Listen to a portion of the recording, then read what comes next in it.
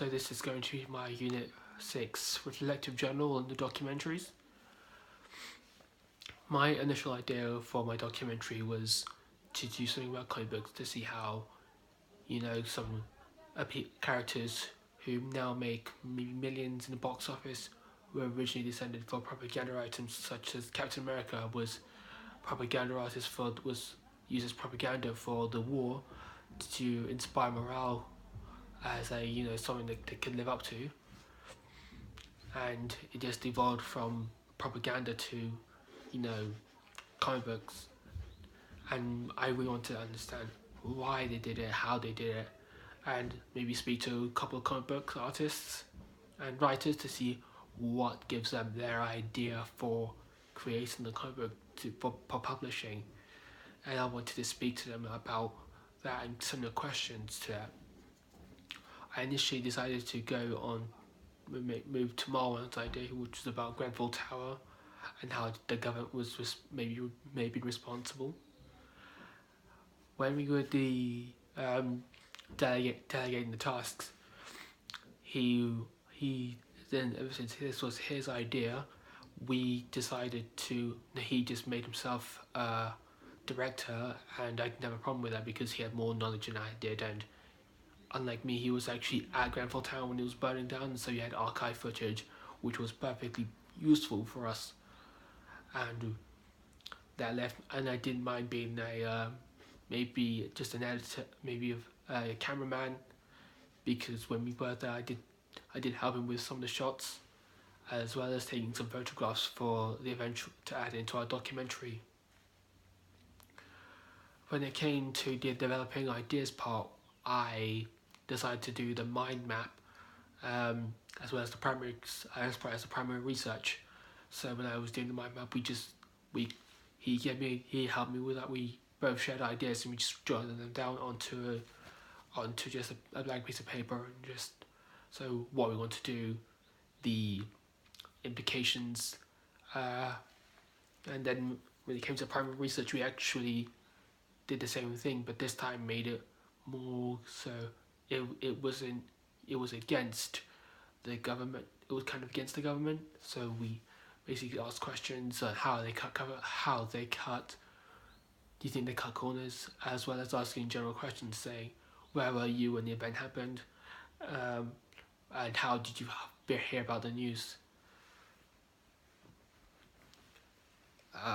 When it came to more responsibilities, I generally did take all the equipment with us, even though Marwan did bring his own camera.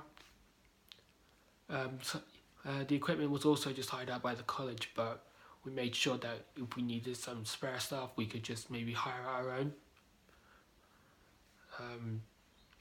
The production, we just wanted to try get filming done as soon as possible, as well as maybe just go out there and legit film as close as we can, and not to really attract attention. But we did have kind of a little bit of a problem, but generally we didn't have nothing truly wrong with us.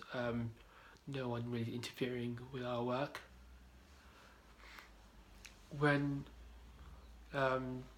we originally did also want to film some local people who lived near the tower, but since this was a very sensitive subject, we just didn't feel like, we just couldn't bear to ask them to relive that tragic part of nearly 8 months ago.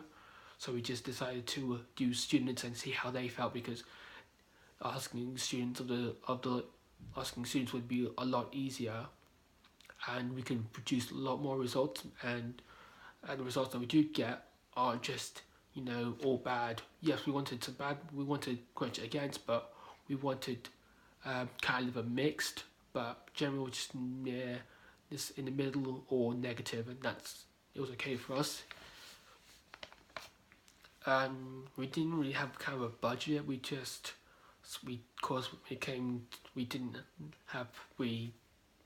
have to pay for permission, but we did make sure that we we did make sure that the filming was, we didn't try go outrageous with the filming. We just made sure that the filming that we did get was sufficient as well as effective in its usage. When we were interviewing people, we just, as I said, we just generally interviewed, as well, just as I interviewed the local students, but we do, Marvin also had contacts that we wanted to film, but for some reason, due to an incident we had on location, we couldn't just do it. And seeing as we already did interviews as kind of a practice, we decided to stick with them, as well as thin out some of the interviews that we did have. When it come to the equipment, we just generally stuck with what we had. Marwan also had, archive footage from both his friend as well as his own on his phone, and he just sent it to himself. And we generally did use some After Effects maybe to help out, as well as using the documentary that was already on YouTube to give us some more archive footage, maybe of the tower burning, and then just as well as me just finding news reports online and then just send it to him so he can edit it. I generally think that the paperwork that we did produce was enough to show that this is what we were doing, this is how we were filming it, and how we were the resources that we were going to need. We also, when we came to the equipment, the previous work, we did link that documentary, which was about at least 45 minutes long, onto our presentation.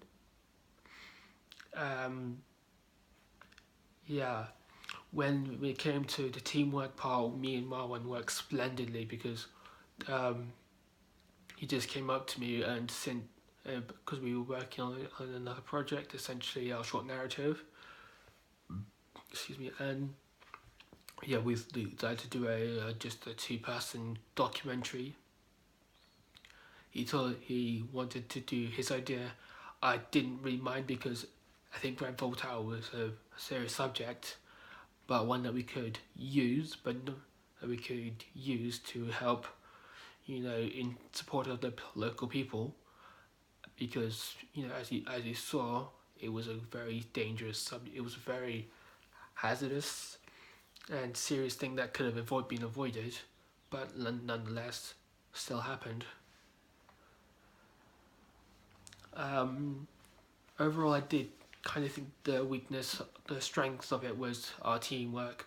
We were able to communicate quite often, and because we were in essentially the same class, so we could basically talk about our project as well as focus on our other work as well. I generally think a weakness of our project was definitely, some of the time that we had, because during a kind of our work, we had another teacher, and he was that even though he said no, he said we weren't allowed to film. No, we weren't allowed to use archive footage yet. And yet, when we spoke to our official documentary teachers, that being John and Lyndon, we were essentially allowed, and we essentially followed their guidance as well, and their help for us, which I thought was pretty nice. I personally thought that if we stuck with my idea, we would end up with a lot of dead ends, such as artists not being able to respond, or the fact that we can maybe contact some. There aren't really quite a lot of publishers, like mainstream comic book publishers in London, and they'll generally be maybe in America, generally America or other places. So that would have made it a lot harder for us to maybe contact some people. Also, Some people may not like to be contacted online, and so don't give out their personal information. And you're okay with, I was okay with that. So yeah, that was basically it. Overall thing we did really well. The the editing was spectacular.